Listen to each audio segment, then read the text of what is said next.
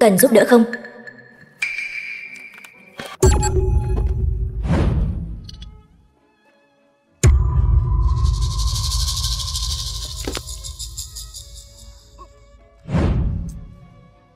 Thật kinh tởm.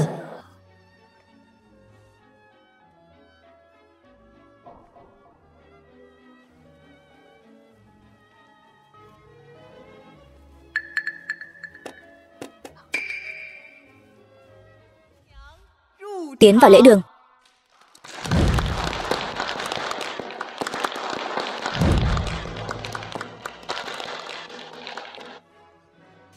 Phó tổng tập đoàn Tô Thị, Hàn Văn Bác. Em yêu, hôm nay em thật xinh đẹp. Chú rể đẹp trai, xin anh hãy trịnh trọng tuyên bố trước mặt họ hàng bằng hữu. Giám đốc tập đoàn Tô Thị Tô Diệp, anh có đồng ý cưới cô gái xinh đẹp đang đứng trước mặt anh làm vợ không? Tôi đồng ý.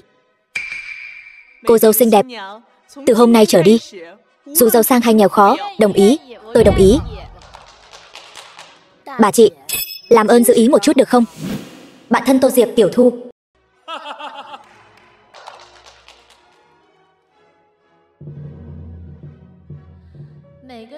Khoảnh khắc hạnh phúc nhất của mỗi người phụ nữ là khi khoác lên mình chiếc váy cưới và kết hôn với người mình yêu. Khoảnh khắc này của tôi cuối cùng cũng đã đến. Hàn Văn Bác, đi. Cút xéo, không có tiền thì cút đi, đi. Nợ tiền không trả mà còn muốn cưới vợ. Đập cho tao, không có tiền thì cút, không có tiền thì cút xéo. Chạy đi đâu? Trời ơi.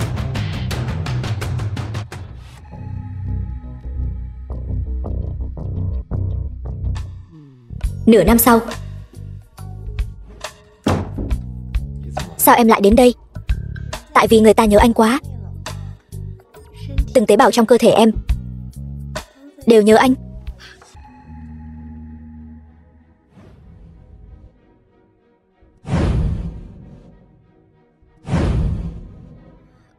Chồng ơi, anh đang ở đâu?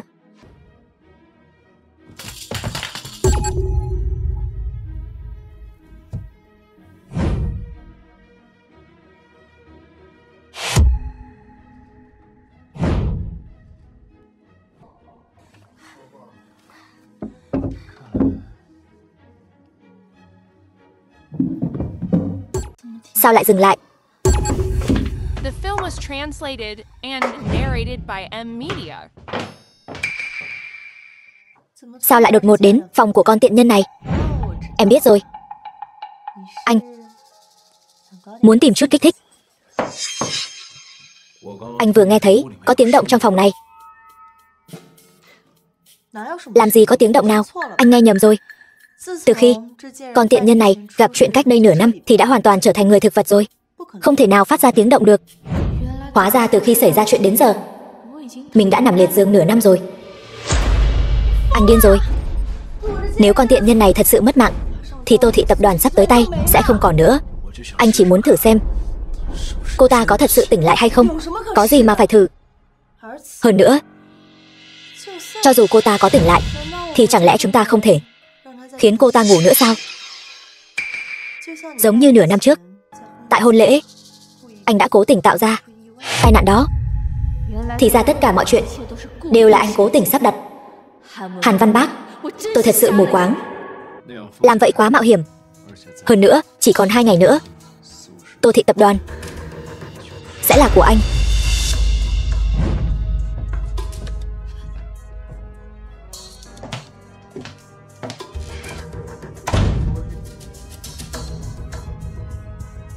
Hóa ra tất cả hạnh phúc đều là giả dối. Tôi nhất định sẽ khiến các người phải trả giá.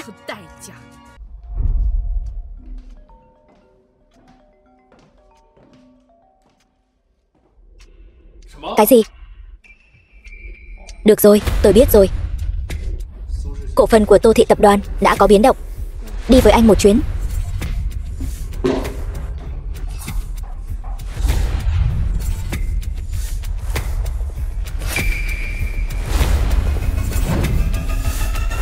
Tôi muốn điều tra cho ra tất cả những việc làm mờ ám của hai người và khiến hai người trắng tay ra đi.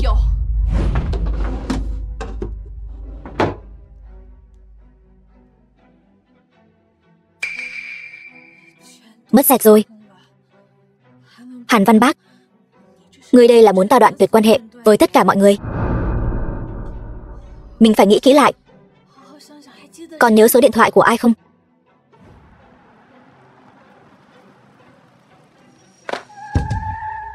Không đúng, hộp thuốc để trên tủ đầu giường mà.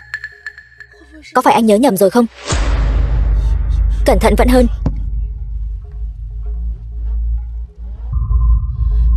Tiểu Thu.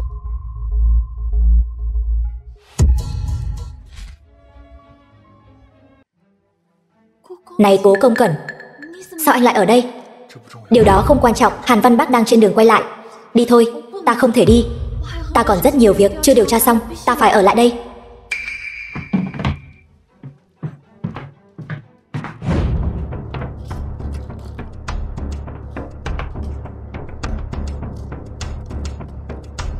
Anh vẫn chưa trả lời ta. Tại sao anh lại ở đây? Từ ngày cô gặp chuyện, ta vẫn luôn nghi ngờ có người cố ý giở trò sau lưng, phát hiện Hàn Văn Bác có vấn đề. Bây giờ cô rất nguy hiểm. Hàn Văn Bác vẫn luôn lên kế hoạch thâu tóm Tô Thị tập đoàn. Bây giờ cô đột nhiên tỉnh lại, nếu hắn biết được, rất có thể sẽ lại ra tay với cô. Ta biết, nhưng ta nhất định phải bắt hắn trả giá. Ta sẽ giúp cô. Tại sao? Bất kể cô muốn gì, cô muốn có được gì, ta đều sẽ giúp cô. Giúp cô giành lại tất cả những gì cô có. Ta nhớ, chúng ta chỉ mới gặp nhau một lần. Đại thiếu gia của Cố Thị tập đoàn. Tại sao chỉ một lần gặp mặt mà anh lại muốn giúp ta nhiều như vậy? Hơn nữa, tại sao anh lại hiểu ta đến vậy? Sau này cô sẽ biết. Hàn Văn Bác đã về rồi, nằm xuống nhanh lên.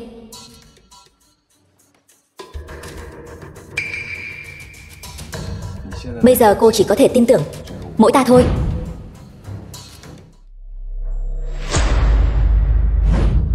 Cố thiếu gia, ngọn gió nào đưa ngài tới đây? Đây là thần y giỏi nhất thế giới, ta đặc biệt đưa đến khám cho Tô tổng. Cố thiếu gia, Tô tiểu thư trở thành người thực vật đã nửa năm rồi.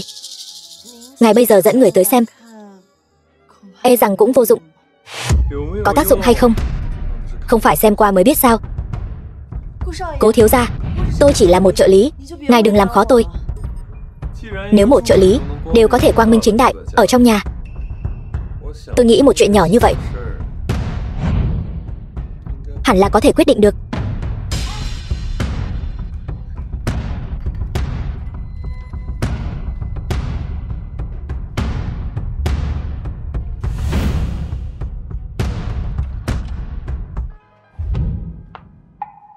Cố tổng, sao ngài lại tới đây?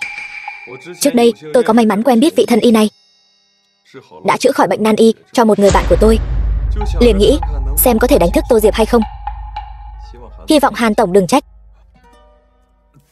Sao có thể chứ, ngài cũng là có lòng tốt. Chỉ là chúng tôi đã tìm khắp tất cả danh y, nhưng đều vô dụng. Bây giờ chỉ có thể mong chờ kỳ tích. Vậy nếu lần này thực sự là kỳ tích thì sao?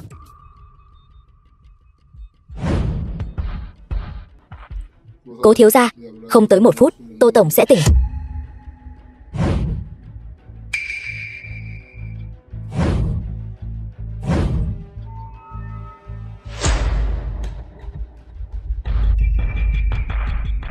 Vợ, em cuối cùng cũng tỉnh.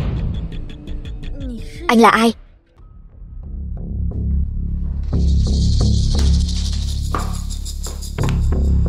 Anh nói xem, cô ấy là mất trí nhớ thật hay là mất trí nhớ giả?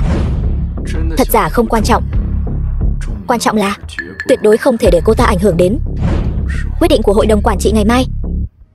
Có cần? Không được.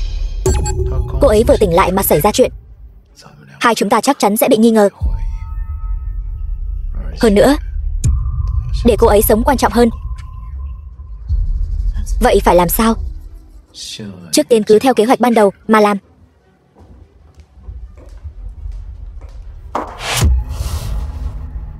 Từ từ đoán xem. Tôi có phải thật sự mất trí nhớ không? Tất cả.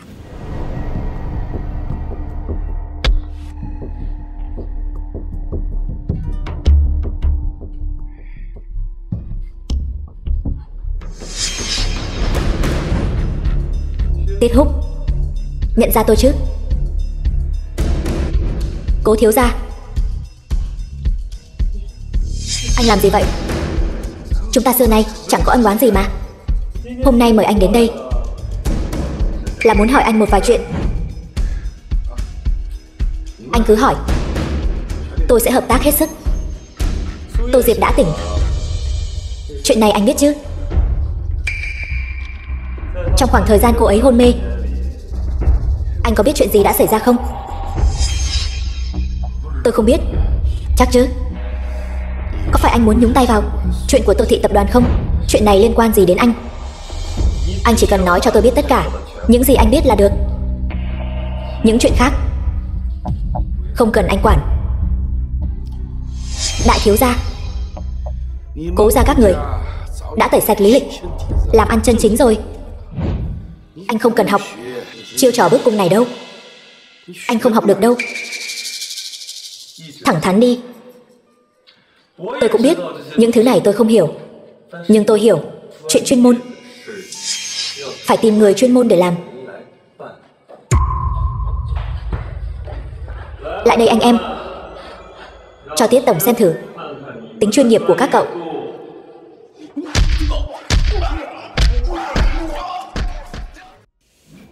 Chồng, anh định cho em bất ngờ gì vậy?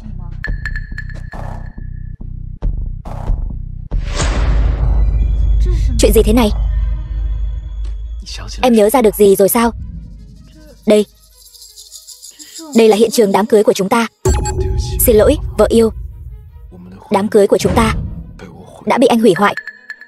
Lần này anh sẽ bù đắp cho em, nhân tiện giúp em nhớ lại ký ức của quá khứ. Lại đây nào, em yêu. Lên đây nào. Lại đây, mau lại đây. Đám cưới của chúng ta luôn là một điều tiếc nuối của anh. Hôm nay hãy cho anh cơ hội này để anh bù đắp cho em, được không? Em không muốn hồi tưởng lại quá khứ nữa. Có phải em nhớ ra điều gì rồi không? Em... Đây là nơi chúng ta đã cùng nhau chọn làm địa điểm tổ chức hôn lễ. Đúng vậy. Còn nhớ gì nữa không? Địa điểm tổ chức hôn lễ. Em còn nhớ chuyện gì đã xảy ra hôm đó không? Không nhớ.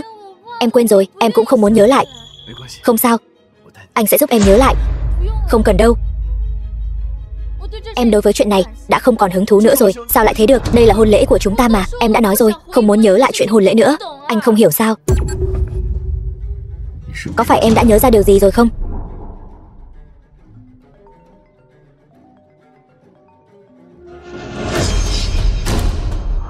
Alo, Tiểu Thu. Cô đang ở đâu vậy? Hàn Văn Bác đưa tôi đến địa điểm tổ chức hôn lễ năm đó. Tôi có việc cần tìm cô cứ đợi ở đó, tôi sẽ đến ngay. Được, tôi đợi cô ở đây.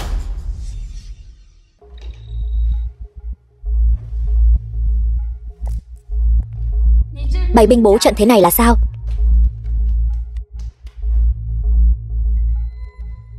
Tô Diệp tiểu thư, mời cô thưởng thức món quà mà tôi mang đến cho cô. Tiết Húc, sao hắn ta lại ở đây?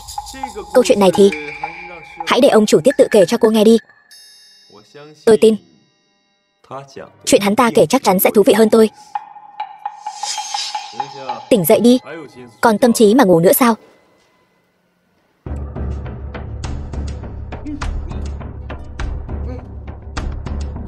Sao anh không để hắn ta nói?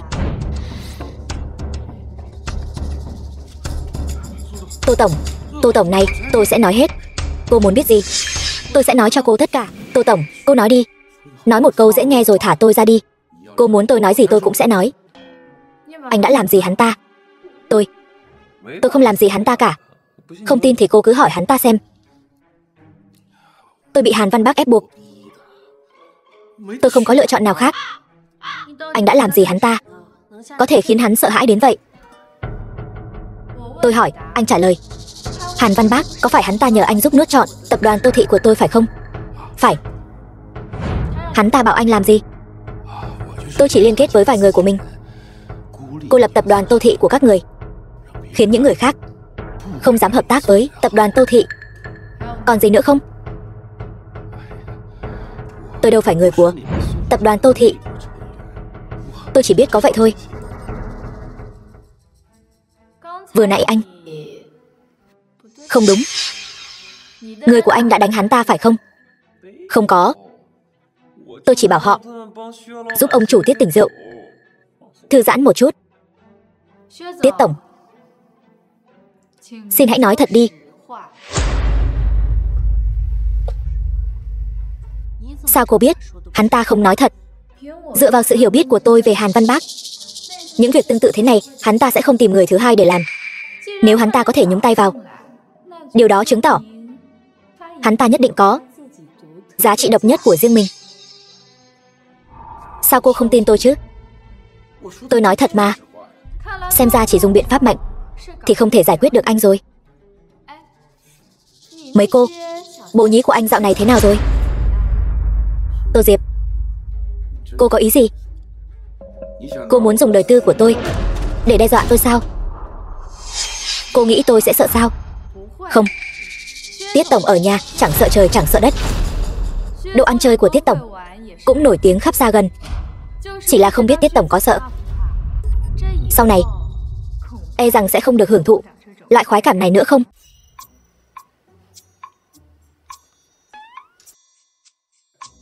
Cô đang làm gì vậy? Có gì thì nói trước mặt tôi được không?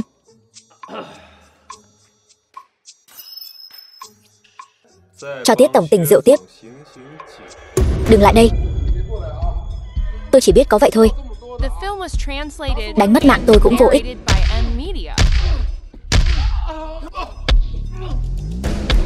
Được, tôi nói. Tôi sẽ nói. Có gì thì từ từ thương lượng mà. Động tay động chân làm gì? Nói. Sớm nói vậy có phải xong rồi không? Cần gì phải gây mất hòa khí? Nói đi.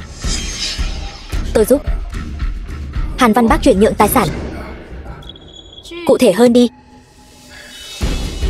Tôi quen biết một ngân hàng ngầm rất có thế lực.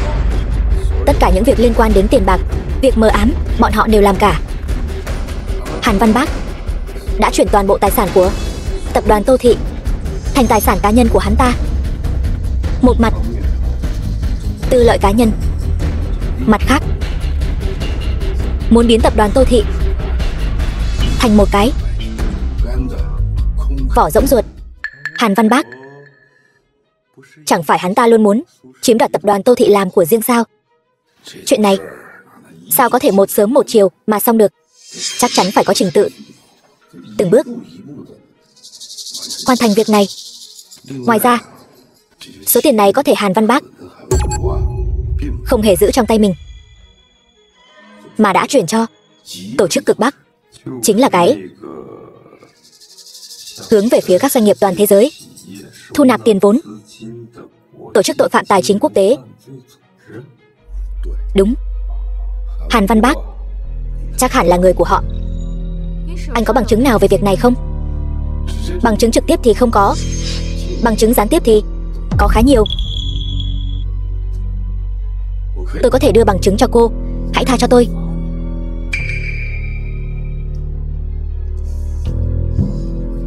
Có thể tin hắn ta sao? Có thể thả Tiết Húc ra rồi. Dựa theo những tài liệu hắn ta cung cấp, tôi đã vào trang mạng liên quan tìm hiểu sâu hơn một chút.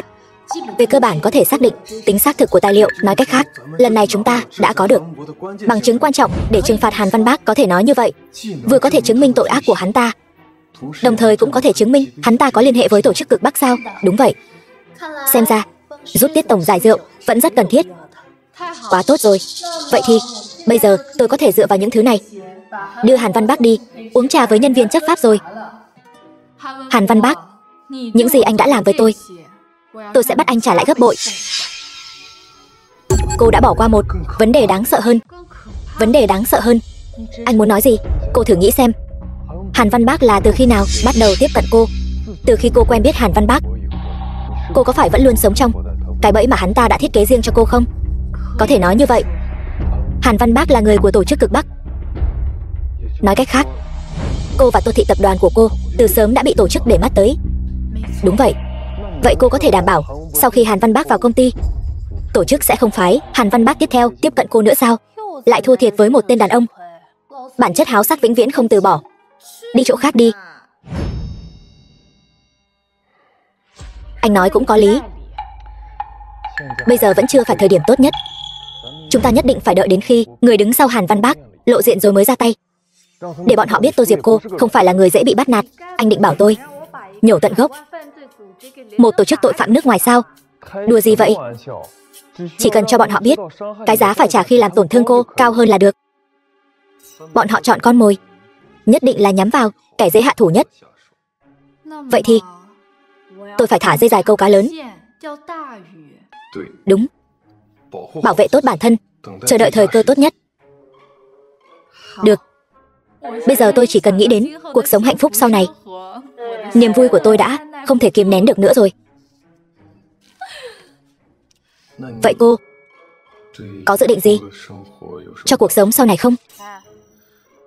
Tôi đột nhiên nhớ ra, hôm qua lúc ra ngoài quên tắt đèn, tắt nước, tắt ga.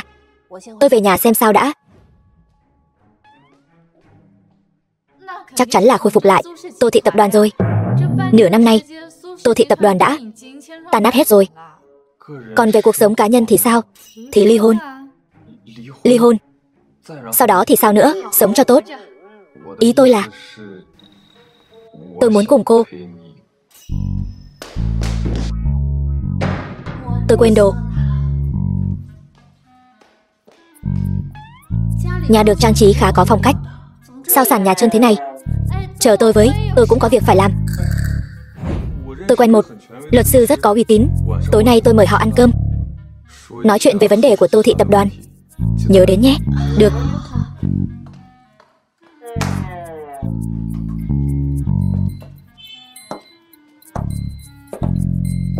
Không phải cô có việc sao? Đi mua sắm không phải là việc sao? Thật không hiểu cô. Lão Cố cũng được mà. Đã bao lâu rồi chúng ta không đi mua sắm? Nếu cô không muốn đi mua sắm thì quay lại công ty làm việc đi. Đi mua sắm cùng sếp cũng có thưởng chuyên cần sao? Không chỉ có chuyên cần, mà sếp mua cho cô mẫu mới nhất của mùa này. Vậy tôi không khách sáo nữa.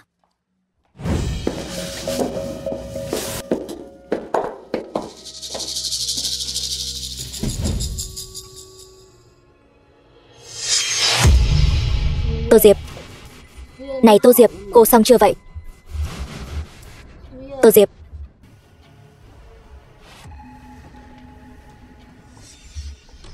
Của Tô Diệp.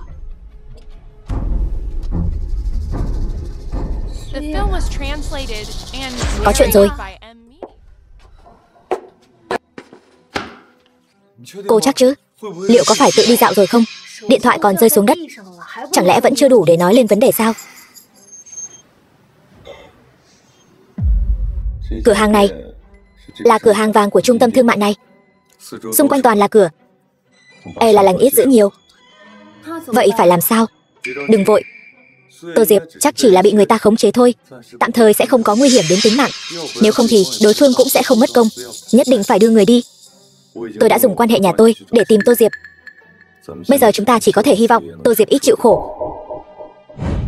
Cô còn manh mối nào khác có thể cung cấp không? Anh muốn biết gì? Còn ai biết hai người đến đây nữa không? Hết rồi. Hai chúng tôi là sau khi ra khỏi nhà anh mới quyết định. Hai người thường đến chỗ này sao? Đúng vậy. Vì trung tâm thương mại này do tập đoàn Tô Thị nắm giữ, nên hai chúng tôi thường đến đây dạo chơi, tiện thể xem xét tình hình kinh doanh. Hai người không mang não sao? Bây giờ tập đoàn Tô Thị do ai kiểm soát? Hai người không rõ trong lòng sao? Vậy phải làm sao? Cách cũ. Kiểm tra camera giám sát. Cầm camera giám sát trực tiếp đi tìm Hàn Văn Bác. Nhất định là hắn ta làm. Tôi đã xem camera rồi. Đang bảo trì. Đúng là đào sẵn hố cho hai người tự nhảy xuống. Tôi gây ra họa. Tôi chịu trách nhiệm đến cùng. Cô đi đâu đấy? Tôi đi liều mạng với Hàn Văn Bác. Bây giờ cô qua đó có tác dụng gì? Vậy phải làm sao? Tô Diệp đang gặp nguy hiểm đến tính mạng. Chỉ cần biết là ai làm là được. Tôi có cách.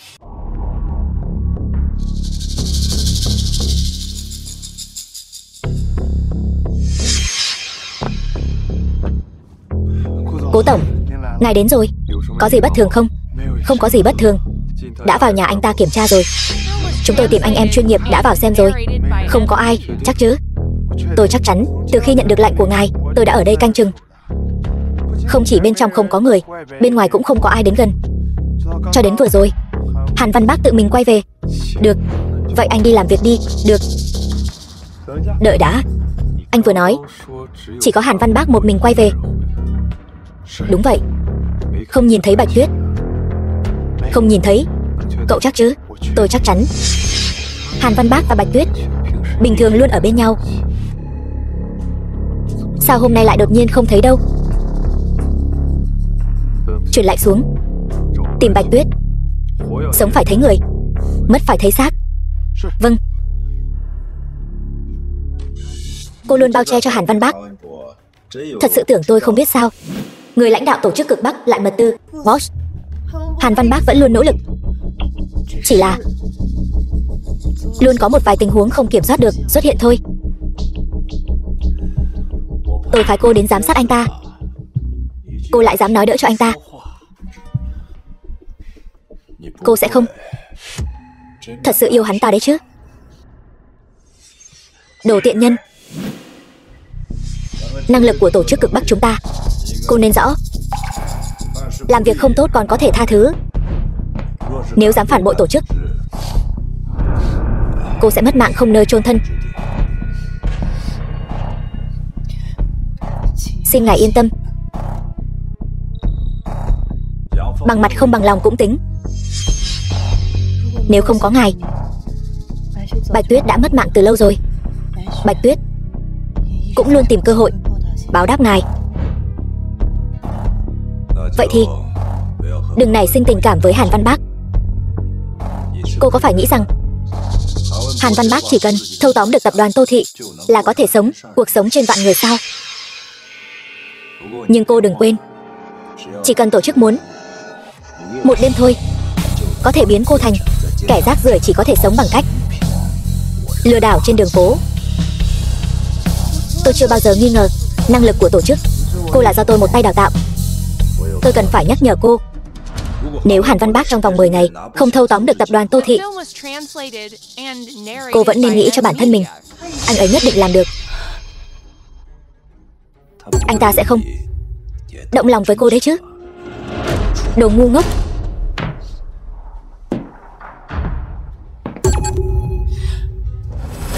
Tôi nhìn cô cũng thường thôi. Đi làm việc cô nên làm đi.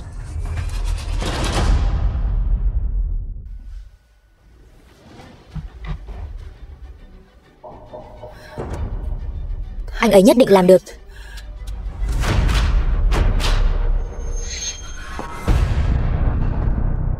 Cậu nhìn cái gì mà nhìn? Mau mở cửa. Không biết tôi là ai sao? Bà chủ đến thị sát công việc sao? Bớt nói nhảm, mau mở cửa. Bà chủ, cô giấu độ khó của công việc. Cái nơi khỉ ho có gáy này chả có cái gì cả, đến cả đồ ăn ngoài cũng không có. Cô để anh em ăn uống cái gì? Muốn tiền phải không? Chỉ cần ngươi làm việc tốt, tiền một xu cũng sẽ không thiếu. Yên tâm, Tô Diệp bị ta nhốt trong phòng, anh em canh giữ nghiêm ngặt. Cho dù là Tôn Ngộ không đến cũng không thể trốn thoát.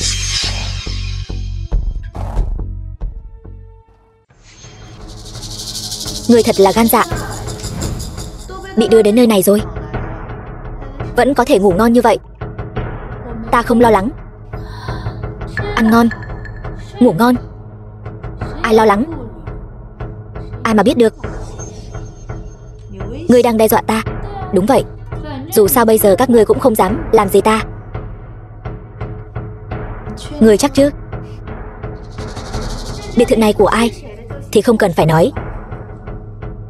Trong ngoài nhà nhiều người như vậy chính là để canh chừng ta. Nếu các ngươi thật sự muốn làm gì đó, không đến mức phải tốn kém như vậy. Vậy nếu ta nói ta ngay cả chỗ chôn ngươi cũng đã nghĩ xong ở đâu rồi thì sao? Đám cưới lần đó là muốn lấy mạng ta phải không? Hàn Văn Bác lại đưa ta đến hiện trường đám cưới một lần nữa cũng là muốn lấy mạng ta phải không? Việc lấy mạng người Các ngươi làm được, nhưng lần này lại không lấy mạng ta. Nhất định là có nguyên nhân. Người đâu? Giữ con tiện nhân này lại cho ta. Không lấy mạng ngươi là vì Hàn Văn Bác có dặn dò, nhưng hắn ta không hề nói với ta không được động vào ngươi. Hắn muốn ngươi lấy được gì từ ta? Sao nào? Sợ rồi sao? Sợ rồi, mau giao công ty ra đây cho ta. Mơ đi. Ta đã biết ngươi sẽ không dễ dàng đồng ý như vậy. Tới đi, ta xem ngươi có thể làm gì được. Đừng vội, ta đã tỉ mỉ chuẩn bị cho ngươi một món quà đáng nhớ suốt đời. Bà chủ, tiền của cô khó kiếm quá. Tối muộn lại bảo tôi đi mua mật ong, lại còn bảo anh em đi mua kiến. Làm tốt lắm. Ta nhớ người rất thích ăn đồ ngọt phải không? Nào, thử xem chất lượng mật ong này thế nào. Có muốn cùng những bé cưng này cùng nhau chia sẻ món ngon không? Ngươi chỉ biết dùng loại thủ đoạn hèn hạ này thôi. Chẳng trách Hàn Văn Bác không thích ngươi.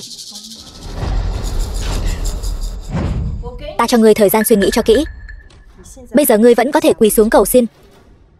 Nếu ngươi đồng ý yêu cầu của ta, ta tất nhiên có thể đưa ngươi đi gặp Hàn Văn Bác, làm nghi thức bàn giao. Nhưng nếu ngươi không đồng ý, nếu nó vỡ, ngươi hét lên, ta nhất định sẽ đến.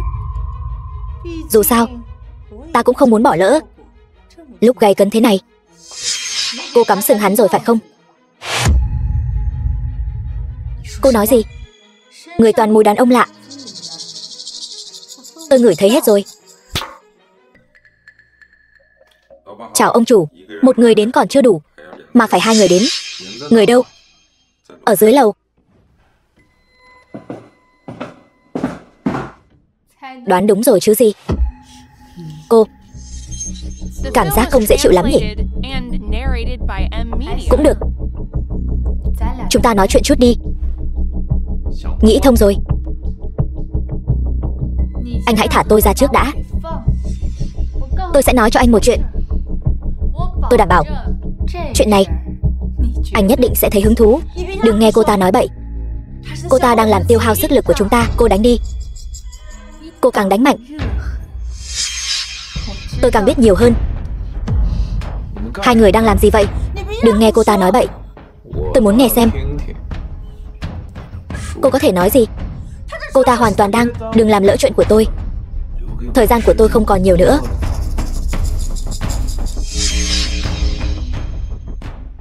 Tất cả ra ngoài cho tôi.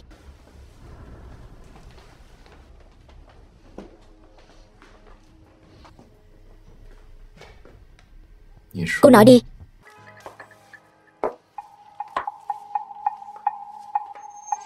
Cô cắm sừng hắn rồi phải không? Tôi đi vệ sinh.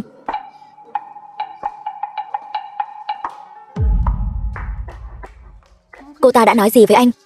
Đáng lẽ ra tôi nên lường trước được. Anh đang nói gì vậy? Em không hiểu. Tô Diệp đã biết sự hợp tác giữa tôi và Tiết Húc rồi, và nắm giữ bằng chứng xác thực. Anh nói chuyện này sao? Không phải ngay từ đầu anh đã biết rồi sao? Tôi chỉ muốn nhắc nhở các người. Mặc dù bây giờ các người giam giữ tôi, nhưng người của tôi vẫn có thể dùng bằng chứng đã nắm giữ để trừng trị các người theo pháp luật. Bây giờ chúng ta đang hòa nhau. Tô Diệp, chúng ta thương lượng đi. Anh muốn nói gì? Em xem, một mình em quản lý công ty vất vả lắm. Chi bằng giao công ty cho anh, để anh giao nộp cho tổ chức. Sau đó sẽ cho em một khoản tiền tiêu cả đời cũng không hết, ăn hưởng tuổi già. Số tiền anh nói là thù lao tổ chức cực Bắc trả cho anh phải không? Công ty anh giao nộp rồi, tiền anh đưa cho tôi rồi. Vậy anh trừ lại gì cho mình? Chuyện này không cần cô lo. Hiểu rồi. Anh chỉ chừa cho mình cái mạng quen thôi. Cấp trên của anh đã đưa ra tối hậu thư cho anh rồi. Đoán không sai chứ? Cô đừng ép tôi phải xuống mổ cùng cô. Vậy anh thử xem. Tối nay tôi muốn ngủ lại đây, một giấc thật ngon. Có thể đáp ứng không? Rõ ràng là chúng ta giam giữ cô ta, vậy mà cô lại muốn đáp ứng yêu cầu của cô ta. Bình tĩnh lại đi. Tính cả hôm nay, chúng ta còn 9 ngày nữa, phải không? Cùng lắm thì vừa đấm vừa xoa. Không tin là cô ta không giao công ty cho anh. Cũng chỉ có thể như vậy. Bây giờ chúng ta giam cầm cô ta lại. Người giữ bằng chứng thay cô ta không nhận được chỉ thị của cô ta, chắc cũng sẽ không hành động thiếu suy nghĩ. Cô ta muốn ngủ ngon, vậy chúng ta cũng ngủ ngon. Vừa đúng lúc. Suy nghĩ kỹ đối sách. Không tin cô ta không đồng ý. Phải tranh thủ thời gian. Nếu không tranh thủ thời gian, tôi sẽ mất mạng. Ở đây ai quản lý? Ngài cứ nói với tôi là được. Trong phòng có một chiếc ghế sofa. Tối nay để Tô Diệp nghỉ ngơi ở đó. Sếp, không thích hợp lắm. Chỗ đó là tôi giữ lại để mình ngủ. Anh ngủ cái gì? Giám sát cô ta cho kỹ vào. Lúc đầu anh tìm chúng tôi làm việc này đâu có nói như vậy. Không đưa tiền cho anh sao? Nhận tiền làm việc không hiểu sao? Tiền đã đưa rồi. Đúng vậy. Nhưng nội dung công việc so với những gì anh nói trước đây không giống nhau. Anh đây là muốn mồi mắt ăn bát vàng. Tô Diệp này đối với các người rất quan trọng sao? Sao nào? Ngay cả tôi mà anh cũng dám đe dọa. Sao có thể nói như vậy được? Tôi đây là đang cố gắng nhắc nhở các người cần phải đặc biệt chú ý một số việc. Anh tưởng tôi trên giang hồ chỉ quen biết mỗi đám người các anh. Tin hay không tôi một cú điện thoại là có thể thay anh ngay. Tiền hôm nay anh đừng hòng lấy được. Việc gì phải phiền đến người khác. Không cần thiết phải làm vậy. Hơn nữa loại chuyện này càng ít người biết càng tốt. Thay một nhóm người khác đến rất khó đảm bảo họ có thể giữ kín miệng cho anh. Vậy thì hãy giám sát cô ta thật kỹ cho tôi.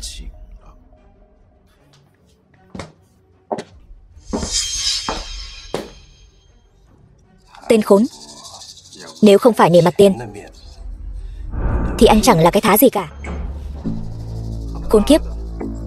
Chỉ vì chút tiền lẻ này thành chó giữ cửa rồi. Anh tưởng tôi thích sao? Chút tiền này kiếm bực mình quá. Đại ca, em có một đường làm giàu. Mình đừng nhận việc này nữa. Chúng ta chuyển sang làm sát thủ chuyên nghiệp. Tìm được người rồi xử luôn. Tiền đến nhanh biết bao.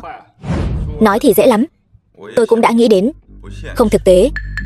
Anh em mình trên giang hồ chẳng có tiếng tăm gì. Muốn nổi danh phải làm chuyện lớn chứ. Để người khác biết chúng ta lấy mạng một nữ doanh nhân nổi tiếng có tính là chuyện lớn không? Chủ ý tồi tệ gì vậy? Cũng không phải là không được.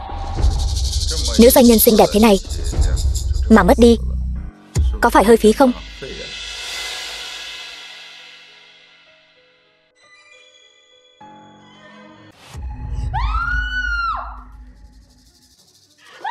Dừng tay. Phi tỷ, tao thấy chúng mày chán sống rồi. Phi tỷ, xin lỗi. Chúng tôi sai rồi. Phi tỷ, chúng tôi sai rồi. Đưa cô ta đi trước đi. Ở đây. Giao cho tôi. Tô Diệp, cô không sao chứ? Đừng chạm vào tôi. Đừng ai chạm vào tôi. Là tôi. Cô nhìn xem tôi là ai. Không sao. Cô ấy chỉ bị hoảng sợ thôi. Là tôi. Được rồi. Không sao, đừng sợ. Mọi chuyện đã qua rồi. Tôi đây.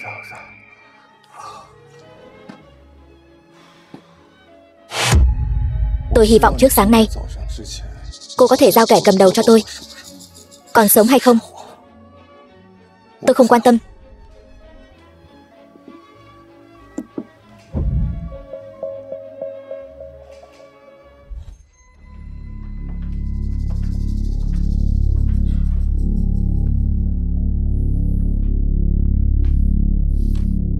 Mơ thấy gì vậy?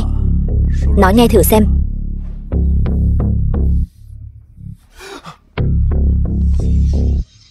Boss, có gì từ từ nói. Trong đêm đẹp trời này, hai người muốn lên đường như thế nào đây? Ngài làm gì vậy?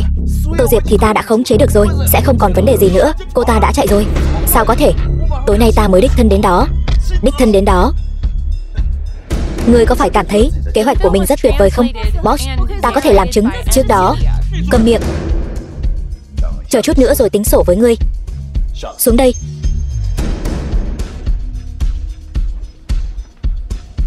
Boss, chuyện này ta nhất định sẽ xử lý tốt. Sẽ không phụ lòng, tổ chức tin tưởng ta. Ngươi nghĩ tổ chức còn tin tưởng ngươi sao? Boss, xin ngài hãy cho ta thêm một cơ hội cuối cùng. Trước đó ngài không phải đã hứa cho ta 10 ngày sao? Còn 9 ngày. Cút đi. Boss, ta đối với tổ chức tuyệt đối trung thành. Bao nhiêu năm nay, ta không có công lao cũng có khổ lao. Ngài hãy cho ta thêm 9 ngày đi. Không cần 9 ngày, 5 ngày, 3 ngày. Cho ngươi 3 ngày để làm gì? Để ngươi đi chọn một cỗ quan tài sao? Boss, ngài muốn phạt thì cứ phạt tôi. Là tôi không làm tốt công việc của trợ lý. Hàn Văn Bác, tổ chức từng rất tin tưởng cậu, cho rằng cậu là người có tiềm năng nhất trong số thành viên thế hệ mới. Kết quả thì sao? Từ khi cậu tiếp cận Tô Diệp, đã lãng phí bao nhiêu thời gian. Tôi vẫn còn cách, tôi chỉ cần thời gian. Đã cho cậu rất nhiều thời gian rồi. Công việc tiếp theo, tôi sẽ từ trong tổ chức tuyển chọn người thích hợp mới, thay cậu hoàn thành nhiệm vụ. Còn cô, tự lo liệu đi.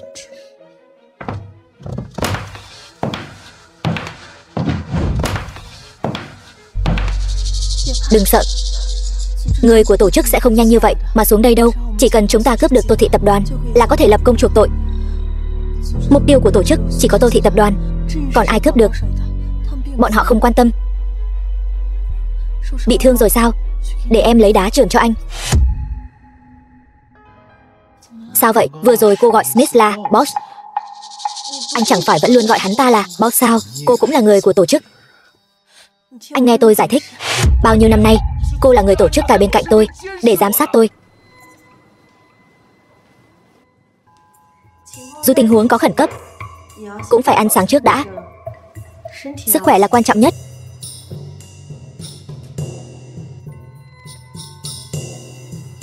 Tôi đã suy nghĩ cả đêm qua. Hồ sơ cần có, chúng ta đều có.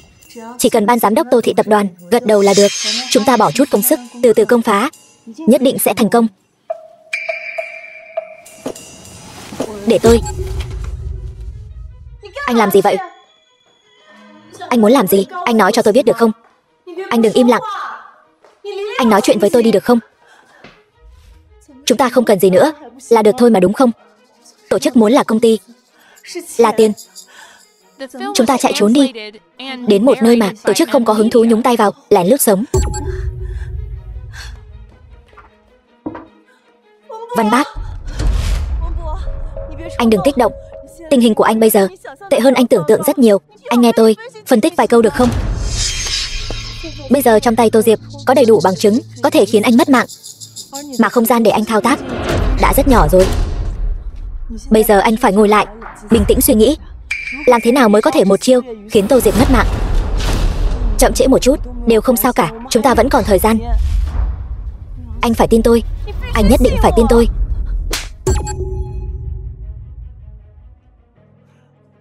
Hàn Văn Bác, em thật sự yêu anh. Anh phải tin em. Thế nào?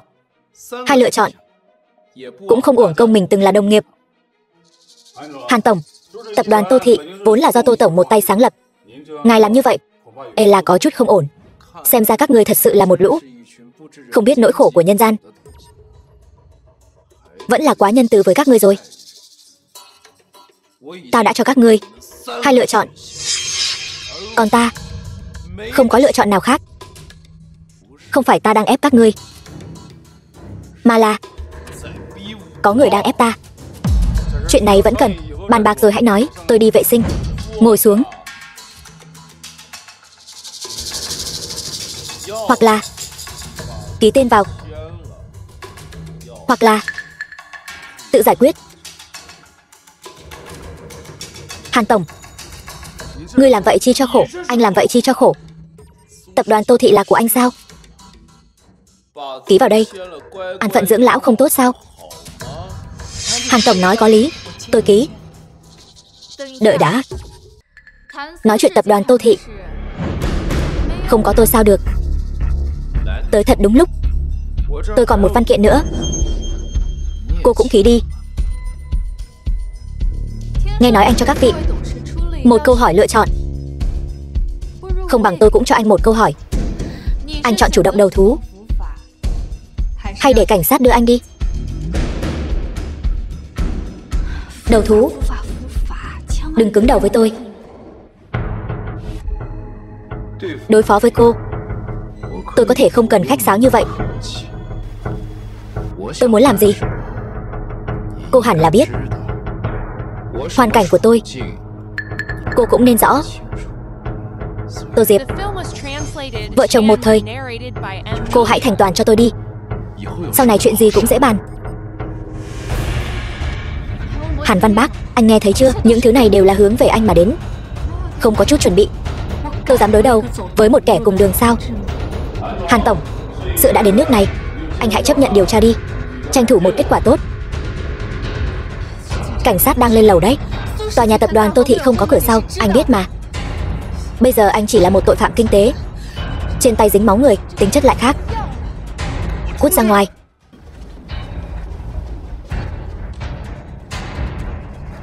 Gọi điện cho họ, rút đơn kiện, bảo cảnh sát rời đi. Là Cố Công Cẩn báo cảnh sát, vậy thì gọi cho hắn ta. Được, tôi gọi.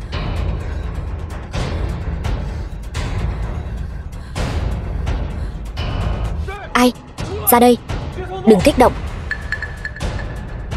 Chỉ một mình tôi thôi. Đến thật đúng lúc.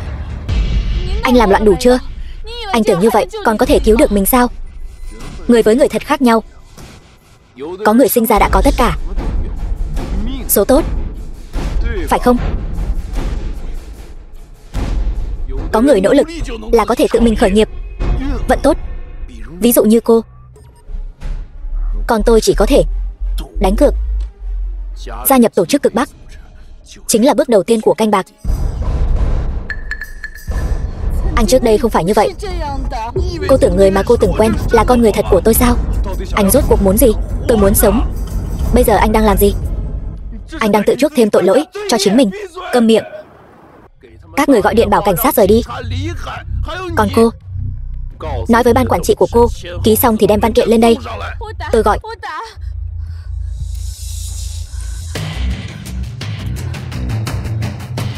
Mau đem văn kiện lên sân thượng ngay bây giờ, nhanh lên.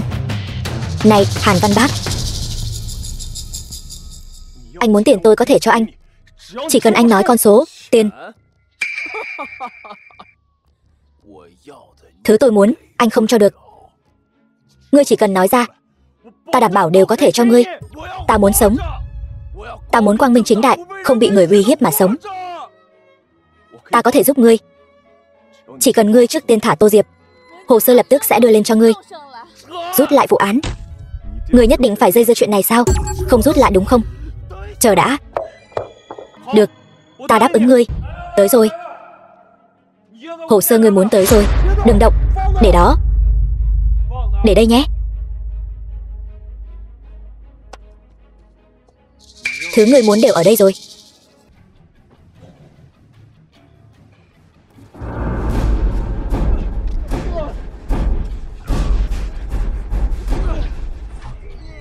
Đi mau, đi nhanh lên. Muộn rồi. Tất cả đều muộn rồi.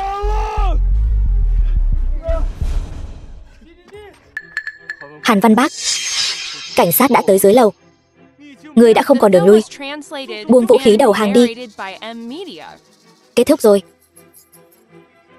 Tất cả đều kết thúc rồi.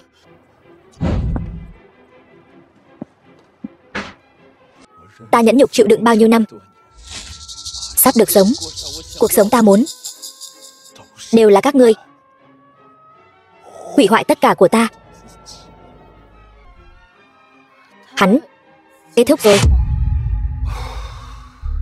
Đúng vậy, tất cả đều kết thúc rồi. Không sao, vết thương ngoài da. Con trai lúc nhỏ ai mà chẳng từng bị thương. Cứng miệng cái gì? Tôi đưa anh đi. Không đi. Tôi đưa anh đi. Hàn Văn Bác đã mất mạng rồi. Thôi vậy, đỡ cho tổ chức phải ra tay. Chúc mừng ngươi nha.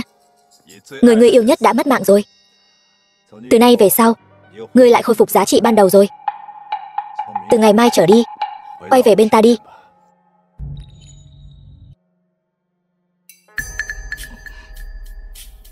Đều là các ngươi hại Hàn Văn Bác mất mạng.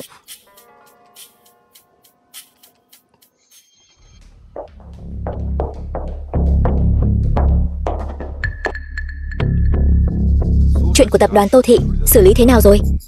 Cô hẳn là rõ nhất. Hắn chỉ còn thiếu bước cuối cùng thôi. Bỏ cuộc bây giờ thì quá đáng tiếc. Cho dù tổ chức đồng ý kết quả này, tôi cũng sẽ không cam tâm. Tôi sẽ từ tổ chức điều động lại nhân sự. Cô biết mình nên làm gì chứ? Đi đi. Lại đây, nếm thử tay nghề của tôi thế nào.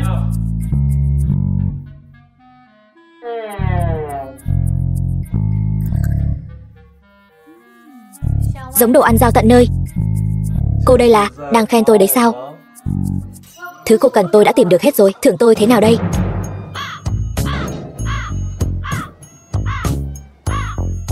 Tôi có phải đến không đúng lúc không? Tôi sống ở nước ngoài từ nhỏ, là Hoa Kiều. Cậu có thể gọi tôi là Smith. Tôi đã sống ở đây rất nhiều năm. Chờ chút nữa nhiệm vụ cụ thể sẽ do trợ lý của tôi nói cho cậu biết. Nào.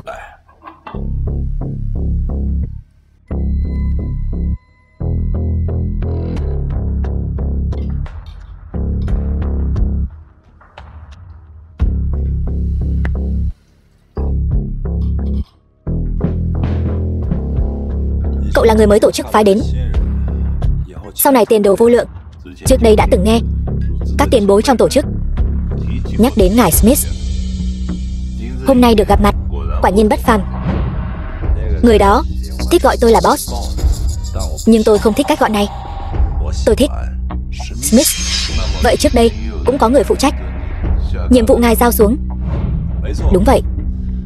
Nhưng người đó quá vô dụng, việc gì cũng làm không xong. Ta không hy vọng kết cục của ngươi cũng giống hắn. Thôi, đừng nói chuyện cũ nữa. Chúng ta cùng uống một ly.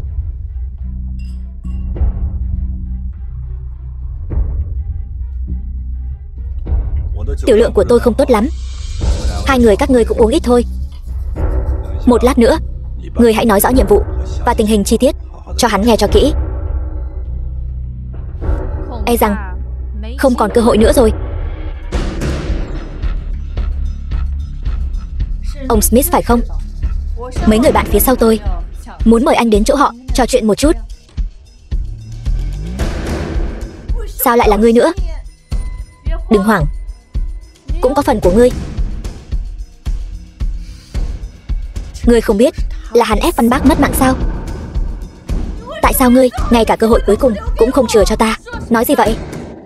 Từ khi Văn Bác mất, tôi vẫn luôn ở bên cạnh hắn. Chính là vì cơ hội hôm nay. Vất vả lắm mới có cơ hội. Tất cả đều bị ngươi hủy hoại.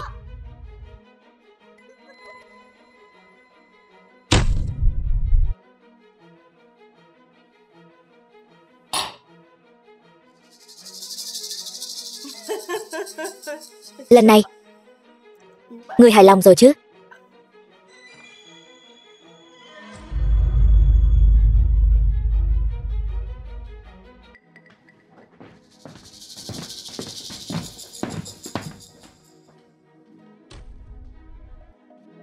Ngươi nói cô ấy làm vậy là vì Hàn Văn Bác sao? Tôi không muốn nghĩ như vậy, nhưng dường như thật sự không có lời giải thích nào hợp lý hơn vậy. Hàn Văn Bác có thật lòng với cô ấy không? Dựa vào sự hiểu biết của cô về hắn thì sao?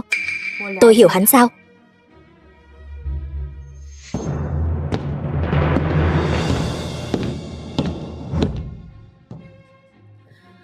Thưa quý vị, hôm nay tôi có thể ở đây nhìn thấy chúng ta, những nhân viên của tập đoàn Tô Thị tụ họp đông đủ là điều may mắn của Tô Diệp tôi. Trong những tháng vừa qua đã xảy ra rất nhiều chuyện. Tin rằng mọi người ít nhiều đều biết một chút. Sự trở lại của Tô Tổng Chúng tôi cảm thấy rất vui mừng. Bất kể trước đây mọi người có tham gia hay không, Tô Diệp tôi ở đây xin long trọng cam kết, mọi chuyện đến đây là kết thúc, chuyện cũ bỏ qua. Tuy nhiên, lời khó nghe vẫn phải nói trước. Nếu mọi người có hành động bất lợi cho tập đoàn Tô Thị, thì đừng trách Tô Diệp tôi không nhớ tới ân nghĩa cũ. Cạn ly.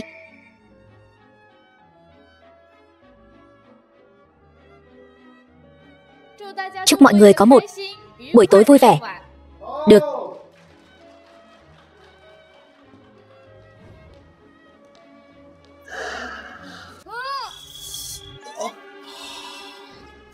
Đau. Chỉ với chút bản lĩnh này mà còn muốn làm kẻ xấu. Tôi chẳng qua là muốn cho cô một bất ngờ thôi mà. Công ty chúng tôi đang tổ chức tiệc nội bộ. Sao anh lại ở đây? Chỗ này tôi muốn đến thì đến, muốn đi thì đi. Khách sạn này là của anh mở chắc? Tôi mở đấy. Tài sản nhỏ, bình thường thì cứ giao cho người khác quản lý. Đúng là công tử bột nhà địa chủ. Không đúng. Sao anh lại ngày nào cũng đến khách sạn này?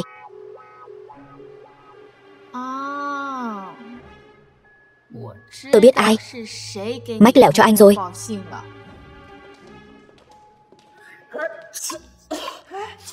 Sao thế? Chắc chắn có người đang mắng tôi. Tôi đi trước nhé. Thật ra hôm nay tôi đến đây là muốn có mấy câu muốn nói với cô. Câu gì? Chính là tôi và cô. Sao không nói? Không phải tôi nói không. Tôi không biết nói sao. Vậy tôi đi đây.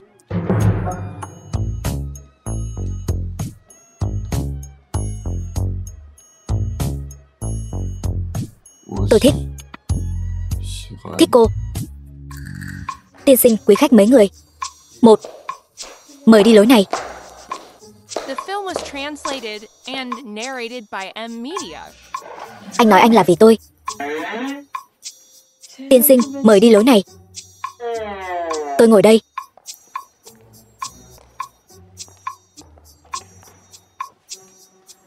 Tiên sinh, ngài muốn dùng gì? Quán chúng tôi có gì cũng được. Vâng.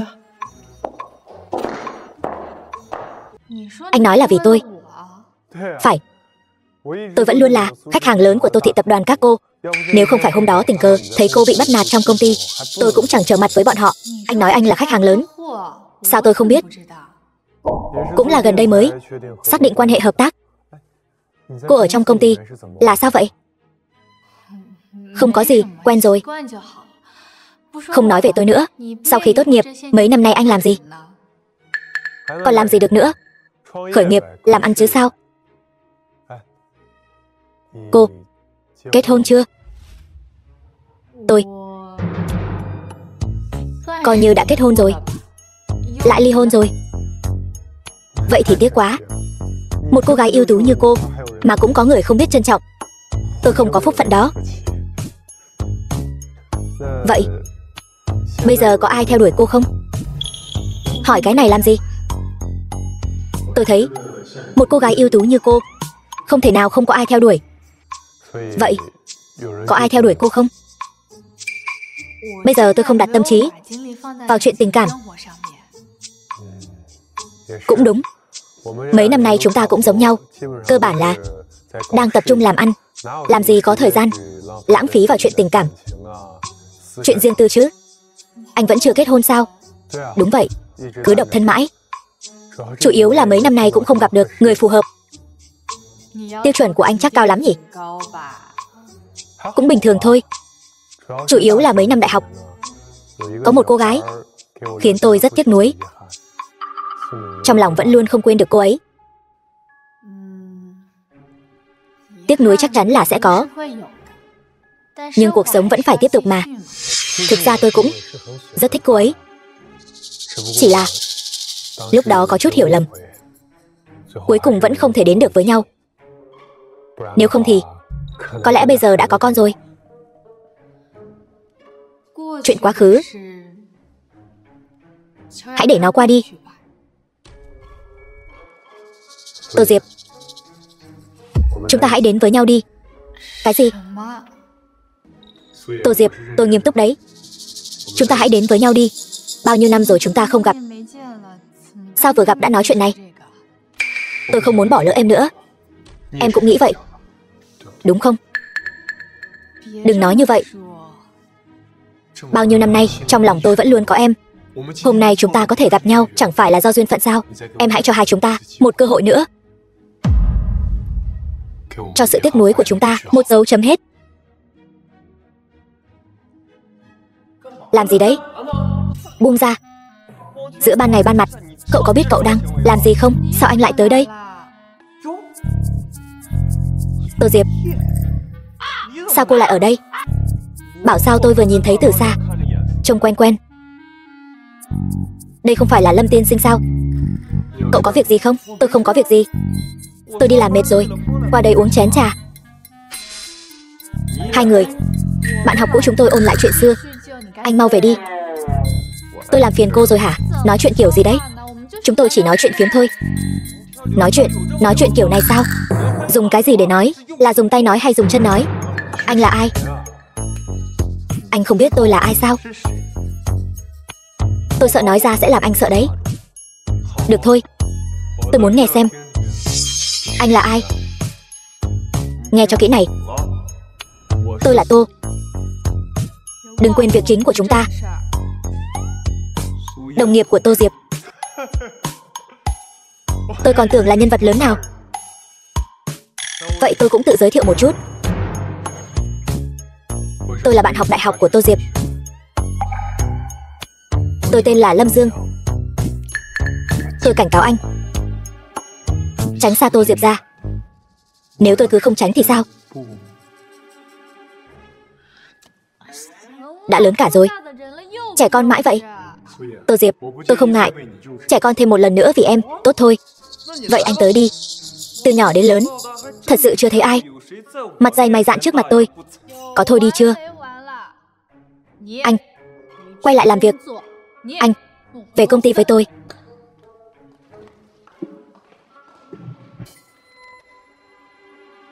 Cố Công Cẩn. Thú vị đấy. Anh cố ý phải không? Đúng, không sai. Anh có bị bệnh không vậy? Chúng ta đã lâu không gặp, ôn chuyện cũ thì có vấn đề gì? Vấn đề lớn đấy. Cô gặp ai ôn chuyện mà lại động chạm thế chưa? Tôi cũng đâu có để hắn chạm vào. Cô còn muốn để hắn chạm vào sao? Nếu chạm vào cô thì muộn rồi. Hắn chỉ là lâu ngày không gặp, tâm trạng hơi mất kiểm soát thôi. Chuyện này không có gì. Hắn là lâu ngày không gặp cô sao? Tôi thấy hắn là lâu ngày không gặp nữ nhân rồi. Anh còn nói bậy nữa. Đừng trách tôi trở mặt với anh.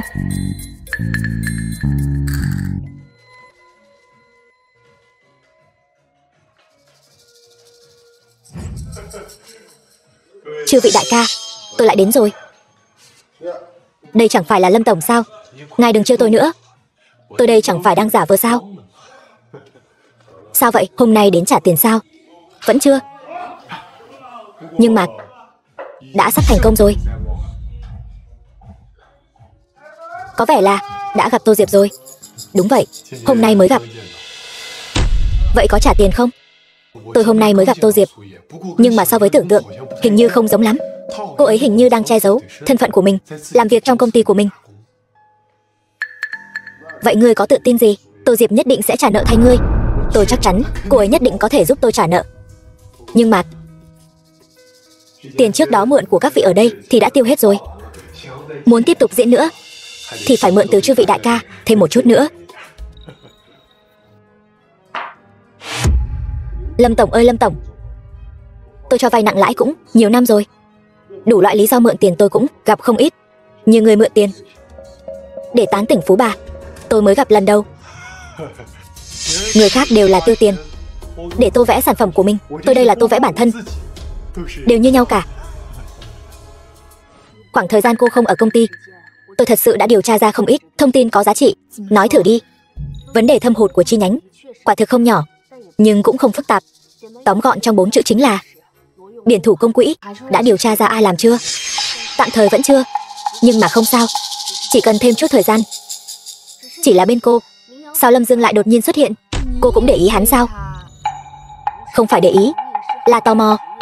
Rõ ràng cô đã gần như hoàn toàn quên người này rồi, sao lúc này hắn lại đột nhiên xuất hiện? Hắn chỉ là một khách hàng của chi nhánh thôi, không có gì.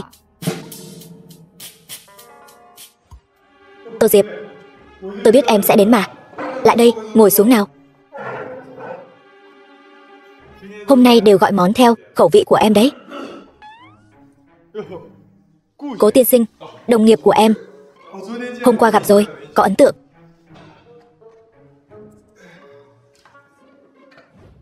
Cố tiên sinh, có kiêng gì không? Kiêng ăn lại đồ cũ.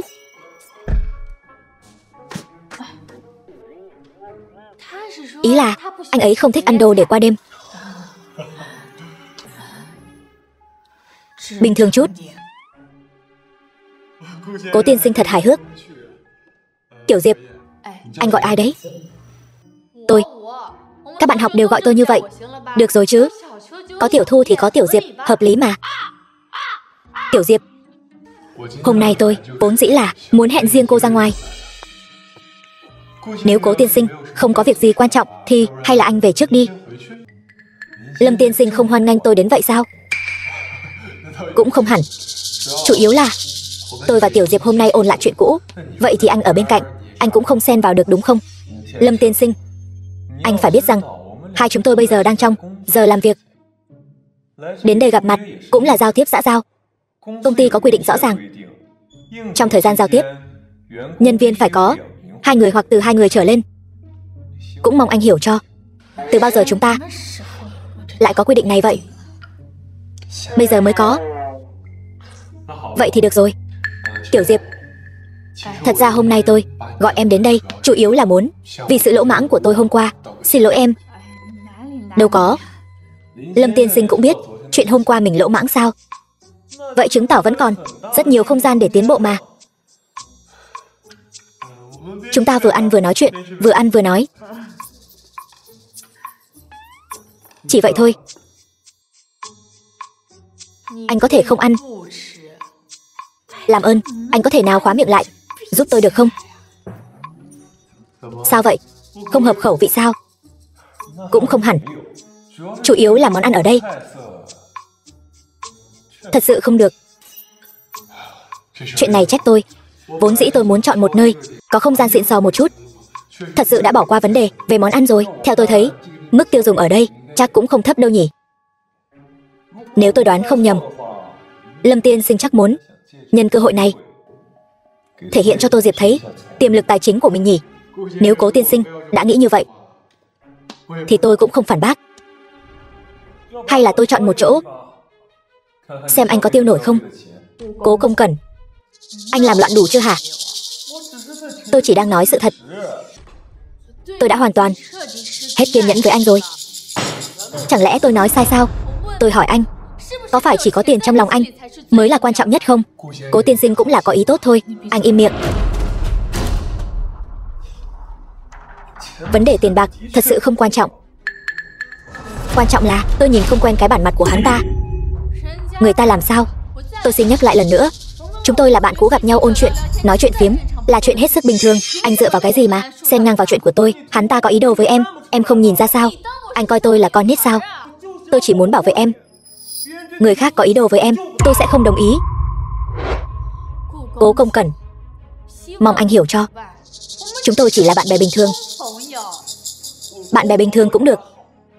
Bạn trai bạn gái cũng vậy. Tôi làm những điều này chỉ là muốn cho em biết tôi đối xử tốt với em đều xuất phát từ tận đáy lòng, là tình cảm chân thật. Thôi, Tiểu Diệp, tôi thật sự không để tâm đâu. Anh nhìn người ta xem. Anh làm khó người ta như vậy, người ta vẫn rộng lượng như thế, anh không có một chút hổ thẹn nào sao? Hắn không để tâm, tôi để tâm. Em tưởng tôi đang vô duyên vô cớ đi làm người tốt hay sao? Từ giờ trở đi, tôi không cho phép anh can thiệp vào bất cứ chuyện gì của tôi nữa. Xin anh hiểu rõ vị trí của mình. Anh chỉ là đồng nghiệp của tôi, Cố Công Cẩn tiên sinh. Xin lỗi, tôi đi vệ sinh một lát.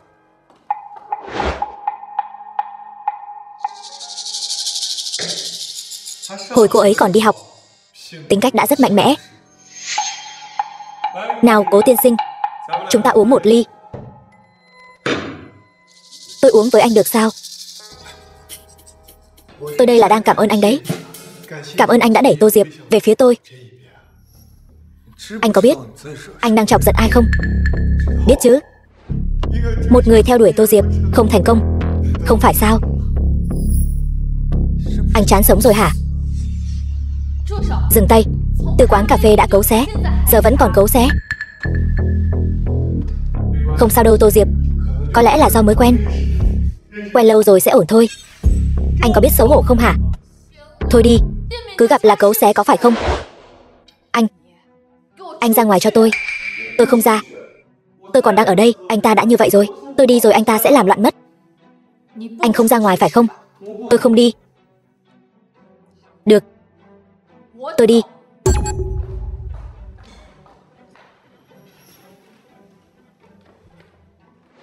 Tôi đoán Tô Diệp bây giờ chắc đã hết hảo cảm với anh rồi nhỉ? Anh cứ đợi đấy.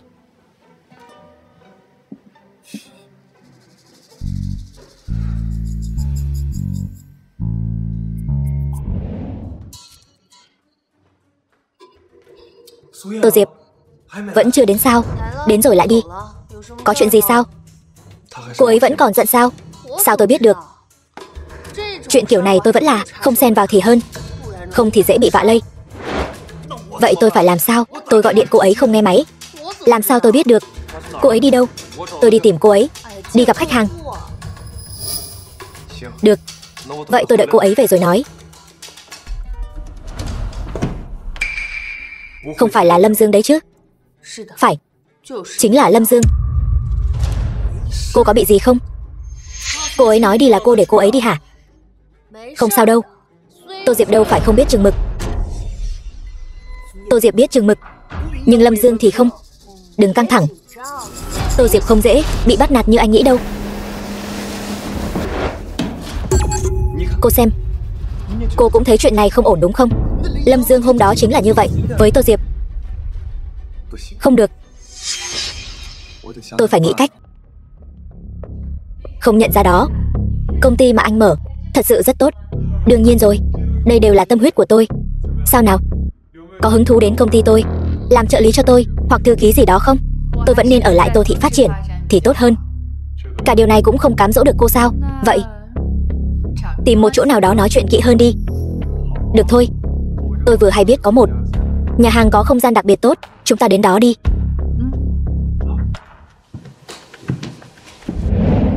Trước đây anh không phải là không uống trà sao? Thường xuyên uống trà với khách hàng nên dần dần cũng quen rồi. Đúng rồi, tôi còn quên hỏi anh và Tô thị tập đoàn có hợp tác gì vậy?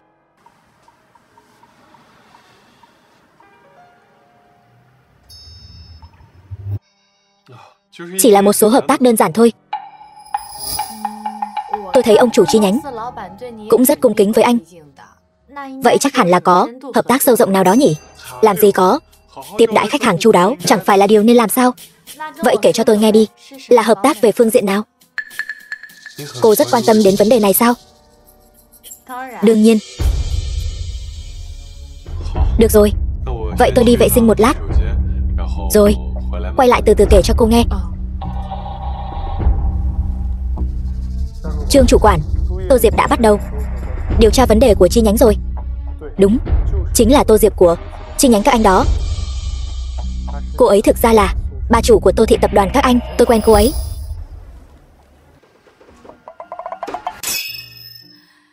Anh muốn vào thì vào đi.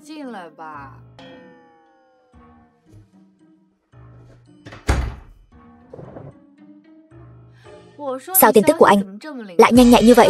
Tôi đến đâu anh cũng biết. Có chí thì nên chứ sao? Gã đó đâu? Hắn ta đi vệ sinh rồi.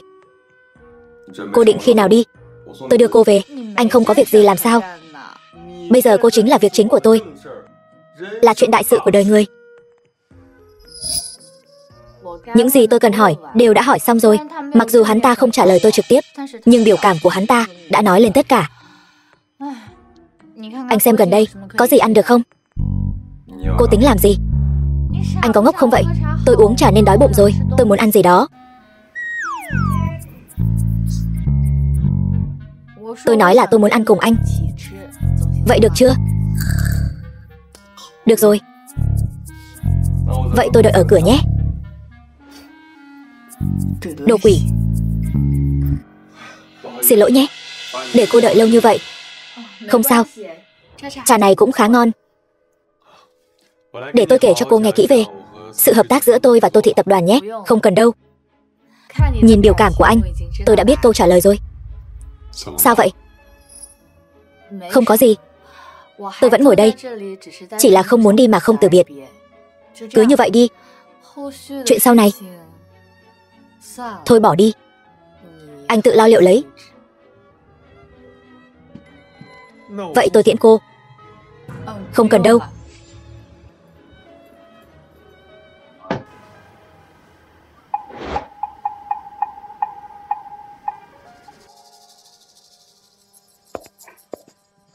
Tô Diệp. Thất lễ rồi. Phải gọi cô là Tô Tổng mới đúng. Đúng chứ? Sao chưa xuống? Chậm chạp vậy. Lâm Dương đang làm gì thế? Tránh ra. Anh có biết lái xe không vậy?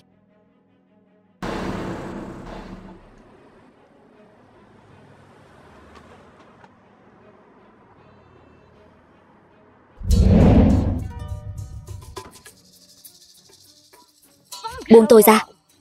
Ngoan ngoãn cho tôi. Trương chủ quản, tôi thấy chúng ta không cần thiết làm chuyện tuyệt tình như vậy chứ. Anh làm tốt việc của mình đi là được rồi. Anh rốt cuộc muốn làm gì? Tô Tổng đừng quá căng thẳng. Cũng không có gì to tát, chỉ là lấy một ít tiền của công ty thôi mà. Anh thừa nhận rồi đấy. Đương nhiên. Tôi đã nghe Lâm Tổng nói hết rồi. Cô đã nghi ngờ tôi rồi, thì tôi không cần phải giả vờ nữa. Đúng vậy, là chúng tôi làm. Chúng ta có thể nói chuyện đàng hoàng. Được. Tôi chỉ muốn mời cô nói chuyện cho rõ ràng. Nhưng trước đó, tôi khuyên cô đừng manh động. Nếu không, xin lỗi, chuyện tiếp theo không nằm trong tầm kiểm soát của tôi. Anh làm như thế, tôi đã làm sai điều gì đó. Đứng ở lập trường của cô, đương nhiên là không sai. Nhưng đứng ở lập trường của chúng tôi cũng không sai. Tự ý biển thủ công quỹ mà còn cho là hợp lý nữa. Chỉ là một ít tiền thôi mà. Chút tiền này đối với Tô Tổng chẳng đáng gì phải không? Trương chủ quản, mọi người làm như vậy tôi thật sự khó xử. Làm tốt việc của mình đi, đừng quản nhiều quá. Đi. Xin chào, hai người lúc nãy trong phòng đâu rồi? Đi rồi, ba người họ đi cùng nhau. Ba người? Đúng vậy, sau đó có một người đàn ông đến đón hai người kia đi.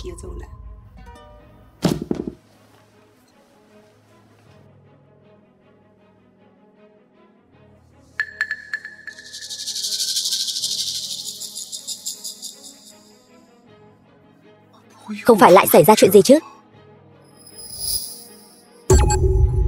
Đi. Tô Tổng, tôi nói rõ cho cô biết, tôi không muốn làm bất cứ điều gì gây hại cho cô. Vậy thì thả tôi về, với điều kiện là cô phải ngoan ngoãn ở đây. Anh rốt cuộc muốn làm gì? Thật không giấu gì cô, tôi và ông chủ chi nhánh của tôi đã kiếm được một ít tiền. Chúng tôi cũng không định trả lại số tiền này. Vài ngày nữa chúng tôi sẽ cao chạy xa bay. Chỉ cần 2 ngày là đủ rồi. Biển thủ tài sản của công ty vốn dĩ đã là một chuyện sai trái, bây giờ còn giam tôi ở đây, đúng là sai lầm chồng chất sai lầm. Không cần cô nói. Khi Lâm Tổng báo tin cho tôi, chúng tôi đã lên kế hoạch rồi. Cô cứ ở đây, đừng cản trở đường lui của tôi. Chúng ta hãy đổi cách giải quyết. Hãy nói ra ý tưởng của cô đi. Ngươi thả ta trở về. Số tiền bị biển thủ ta sẽ không truy cứu, cũng sẽ không báo cảnh sát, được chứ? Tô tiểu thư, cô tạm thời ở lại đây 2 ngày đi. Sẽ có người sắp xếp chỗ ăn ở cho cô. 2 ngày. 2 ngày sau ta sẽ sắp xếp người mở cửa thả người.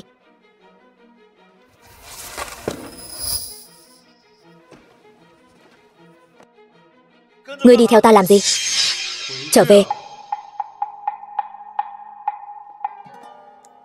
Ngươi không muốn theo đuổi nàng sao? Ta khó khăn lắm mới giành được cho ngươi 2 ngày cơ hội ở riêng với nàng.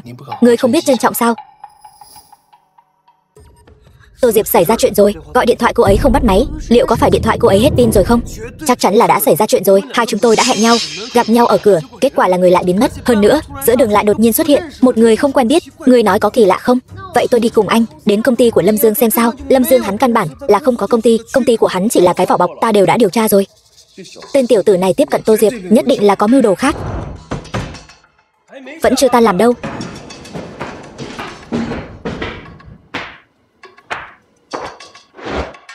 Thứ này cũng không phải thứ tốt lành gì.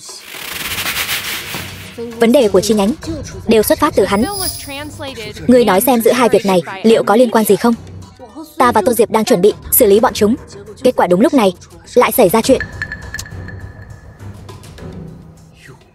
Có khả năng nào không? Nhân viên phục vụ quán trà nhìn thấy người thứ ba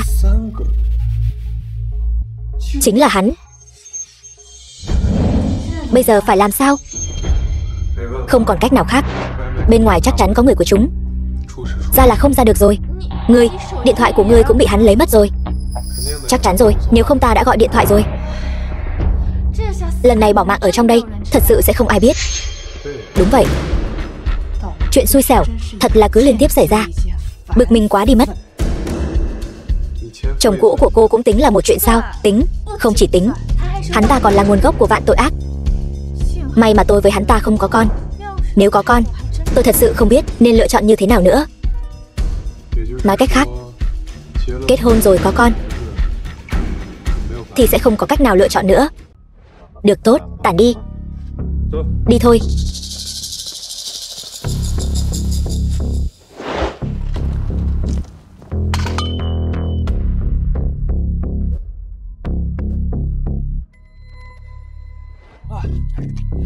Sao ngươi lại tới đây? Ta đến để nói cho ngươi biết việc gì nên làm, việc gì không nên làm. Ngươi biết ta đến đây làm gì rồi, phải không? Tránh ra cho ta. Ngươi không thể lấy mạng Tô Diệp. Tại sao? Gây án mạng, tính chất sẽ thay đổi. Chúng ta đến đây là để đòi tiền. Đúng vậy. Nếu lấy mạng cô ta, chúng ta chẳng phải sẽ lấy được nhiều hơn sao?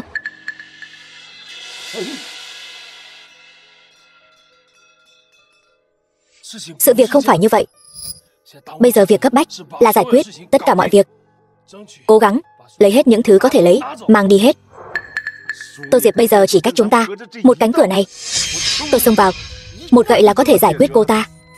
Giải quyết cô ta rồi, ai còn quan tâm đến chuyện vặt vãnh của chúng ta. Anh đừng có nghĩ ý tưởng này là hay ho nhé.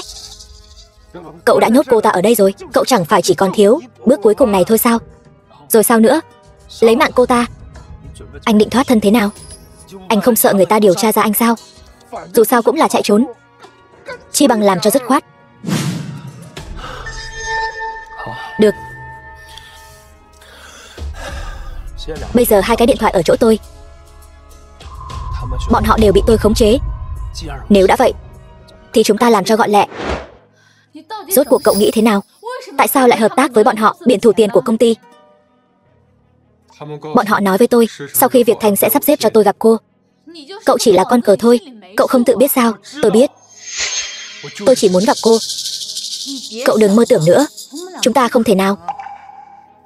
Tại sao? Hồi đi học, cô rõ ràng thích tôi. Cậu cũng đã nói rồi, là hồi đi học. Lúc đó, chúng ta cũng đâu có ở bên nhau. Tất cả đều do hiểu lầm.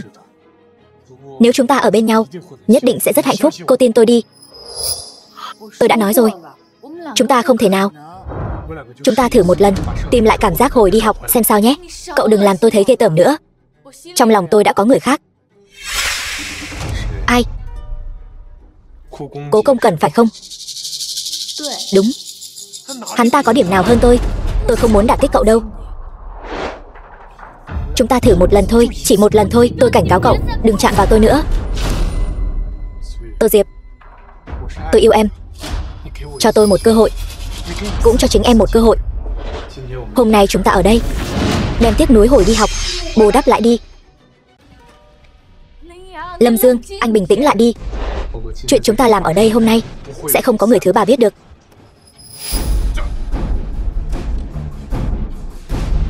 Buông tôi ra, đừng giãy giụa nữa.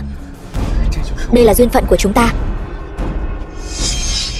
Tôi sẽ không bỏ qua cho anh đâu. Đợi em có thai rồi hãy nói. Ảnh đã gửi cho ngươi rồi. Ngươi lập một nhóm, gửi ảnh vào đó. Nhớ kỹ, người này tên Tô Diệp. Bất kể ai tìm được cô ta, thưởng hậu hĩnh. Tốt nhất là có chút manh mối. Ví dụ như cuối cùng cô ta ở cùng ai, đã đi đâu. Cô ấy lần cuối là ở cùng một người tên là Lâm Dương, đến một quán trà. Tô Diệp đi đâu rồi tôi không biết, nhưng tôi có thể tìm được Lâm Dương.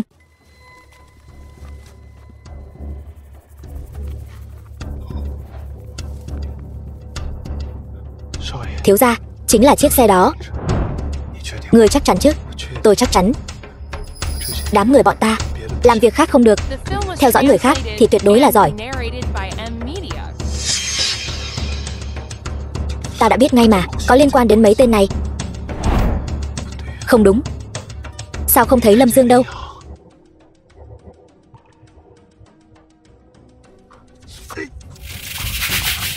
Thiếu gia, ngươi đi đâu vậy? Ta phải xem lão già này rốt cuộc làm gì. Được, tôi đi cùng ngài.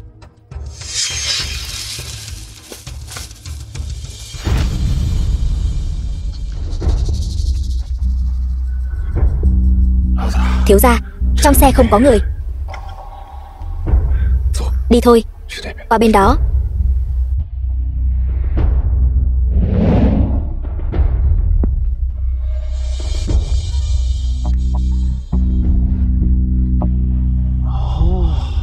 Ta hiểu rồi. Điện thoại của Lâm Dương ở trên người lão già này. Các người dò ra từ đó sao? Phải. Chúng tôi ở tất cả xe và điện thoại đi mượn tiền đều lắp đặt hệ thống theo dõi. Đây là thao tác cơ bản của ngành chúng tôi. Xem ra Lâm Dương đã bị bọn chúng kiểm soát rồi. Ngài yên tâm, tôi đã thông báo cho anh em. Đến đây rồi. Nguyên một đám người sắp đến. Lúc đó sẽ không sợ bọn chúng không nói thật.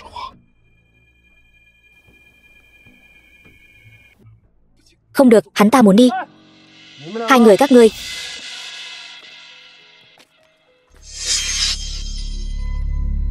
Xem ra hôm nay không ăn một đao chắc chắn là không được rồi, phải không?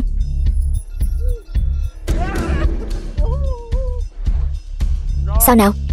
Muốn liều mạng hả? Mọi người, muốn tiền phải không? Ta có đây. Đưa người ra cho ta. Tôi không biết các người đang hỏi gì.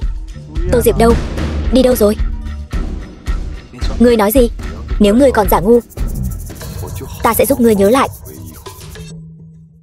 Chủ yếu là tôi thật sự không hiểu các người đang hỏi gì. Nếu ta là ngươi, ta sẽ khôn ngoan hơn một chút, còn có thể bớt bị đánh một trận.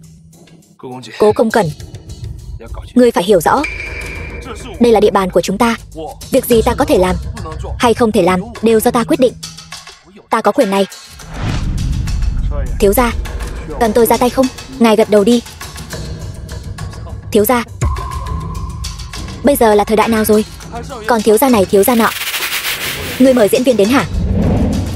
Hôm nay ta sẽ cho ngươi thấy sự lợi hại của đám diễn viên chúng ta. Các ngươi nghĩ cho kỹ đi. Đây là địa bàn của ta. Các ngươi xông vào thuộc hành vi vi phạm pháp luật. Báo cảnh sát đi, báo đi. Ta xem cảnh sát đến rồi. Các ngươi giải trình được hay là chúng tôi giải trình được? Đừng nói nhảm với hắn nữa. Nhóc con, giao người ra đây. Anh bạn, chúng ta có thể hợp tác. Ngươi muốn làm thế nào? Các ngươi làm gì? Chúng tôi rất rõ. Chúng tôi làm gì? Các ngươi cũng rất rõ. Chi bằng ngươi thả chúng tôi đi. Ngươi có vốn liếng để đàm phán không? Ở đây có mười mấy kho hàng. Các ngươi tìm ra thế nào? Giao người ra đây. Các ngươi không có lựa chọn. Lợi thế thuộc về chúng tôi. Đừng nói nhảm với hắn. Ta bây giờ không lo được nhiều như vậy. Ta chỉ cần người. Giao cho ta. Đừng ngẩn ra nữa. Hai người các ngươi đi tìm cho ta. Vâng.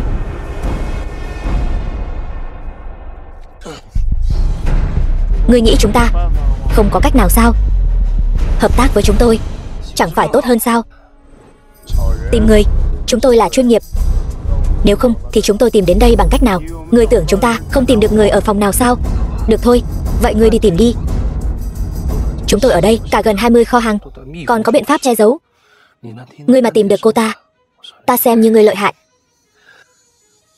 Đừng vội, sẽ nhanh chóng có đáp án thôi. Lão đại, người ở đây này. Cứ đập cho ta. Tên khốn nạn. Em không sao chứ, Tô Diệp?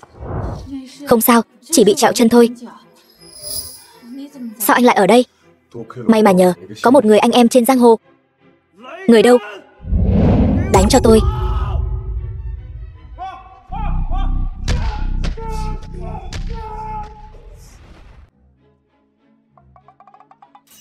Chân, cẩn thận chân. Còn người kia đâu? Ngươi nói cái tên ông chủ chi nhánh hả? Tên đó không chịu được đánh, đưa đi bệnh viện rồi.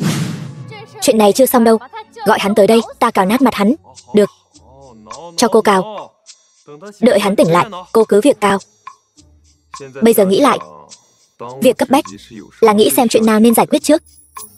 Cô nghĩ cho kỹ, cái nào mới là quan trọng nhất. Tôi đói rồi.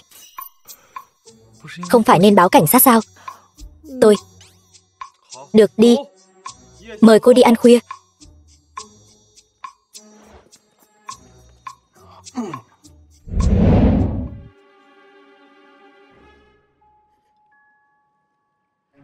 Người ta vì muốn tiếp cận tôi mới vay nặng lãi. Sao chuyện này qua tay cô Tô vẽ một chút lại trở nên cao cả thế nhỉ?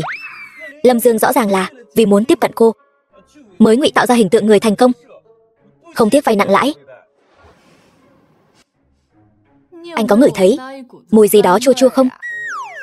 Mùi gì chứ? Vốn dĩ tên đó chính là một tên cặn bã, còn hai tên trong công ty các cô nữa đúng là không có chút nhân tính nào. Cô làm sao thấy được tôi tức đến mức nào?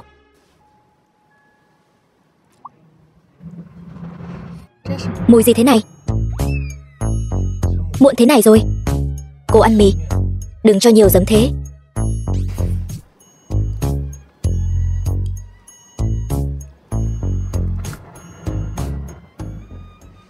Tôi đã cho bộ phận nhân sự tập đoàn làm việc xuyên đêm tìm kiếm một người phù hợp hơn cho vị trí giám đốc mới của chi nhánh. Sao cô từ sáng sớm tinh mơ đã nhiệt huyết như thế này rồi vậy? Công ty hiện giờ đang trong giai đoạn khôi phục, tôi tất nhiên phải làm chút việc trong phận sự rồi. Được. Vậy cô hãy đợi tôi ăn chút gì đã, ăn xong tôi sẽ cùng cô về công ty. Được. Ăn gì chưa? Chưa thì cùng ăn chút đi, cảm ơn, đang giảm cân. Sao ngươi lại ở đây? Bất ngờ không? Không phải. Ngươi là vừa đến hay là...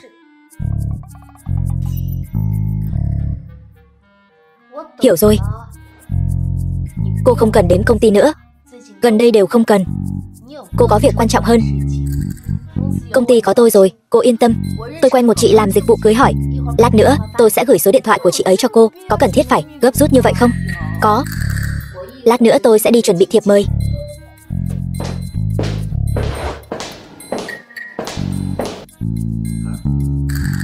Đến ngày nàng ta kết hôn, em sẽ thế nào? E rằng em còn phải khóc thảm thiết hơn cả lúc em tự mình kết hôn. Vậy anh muốn em cười mà gả cho anh? Anh nằm mơ đi.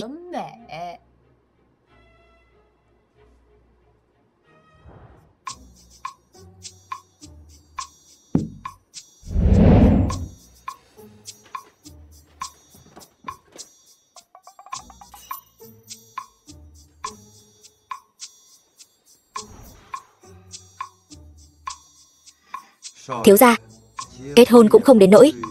Trời chưa sáng đã dậy chứ? Ta vui đến nỗi cả đêm không ngủ được. Đây chính là kết hôn. Nhà chúng ta lại chẳng chuẩn bị gì cả. Sẽ không xảy ra sơ suất gì chứ?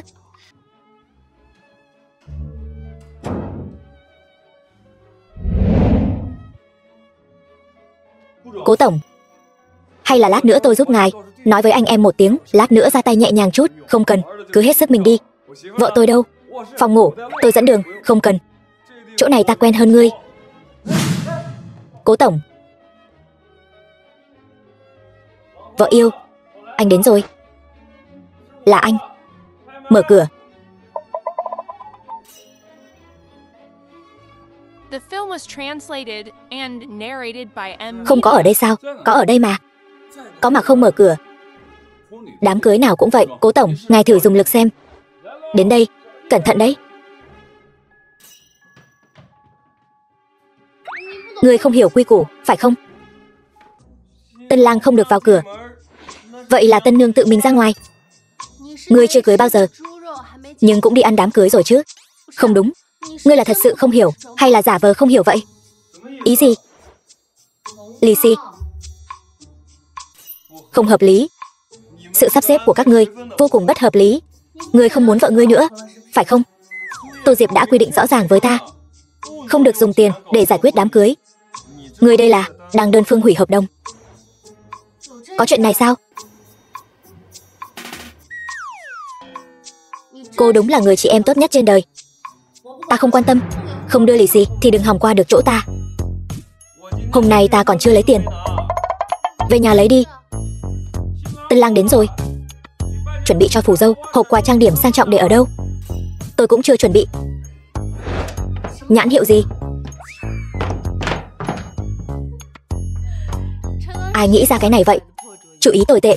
Thôi khỏi nói nữa. Đám nhân viên của em thật thú vị. Giày, anh vẫn chưa tìm mà. Không tìm nữa. Đợi đám cưới xong đến cửa hàng chọn thả ga. Nào, ở đây. Xe đâu? Xe sao? Ở đây nè. Em nói xe. Là xe đón dâu. Cái này là anh đặc biệt, nhờ người mua cho anh đấy. Anh còn chẳng có thứ này. Anh có bệnh hả? Người bình thường có ai lại dùng xe điện đi đón dâu chứ? Vậy anh lái xe đến, chẳng phải sẽ tốn tiền gửi xe sao? Em đâu có cho anh tiêu tiền. Không giận. Đồ ngốc này là tự mình chọn lựa. Không giận. Được rồi, lại đây, ngồi lên. Ngồi cho vững nhé. Chúng ta phải đến địa điểm tổ chức hôn lễ trước giờ lành mới được. Đi thôi.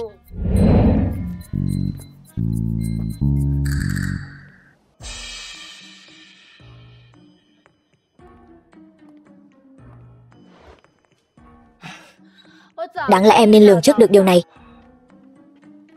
Anh sai rồi vợ ơi. Anh cũng không biết cái này mua về phải sạc một lần. Anh chưa dùng xe điện bao giờ, cũng từng dùng điện thoại rồi chứ. Sắp không đến kịp rồi kìa. Sắp lỡ giờ lành rồi.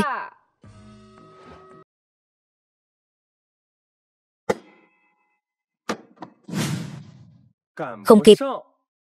Vậy thì thôi kệ nó. Anh nói gì vậy? Kết hôn chẳng phải là để lấy hên sao?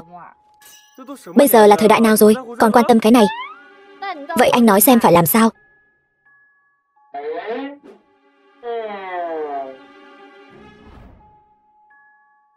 Tay. Đưa em đến kịp giờ lành luôn.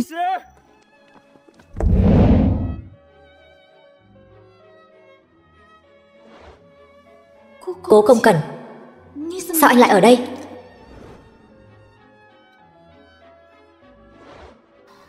Được, tôi nghe theo cô.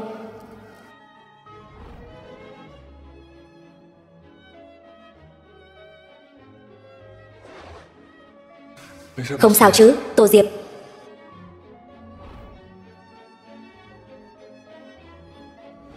Không sao, đừng sợ. Mọi chuyện đã qua rồi.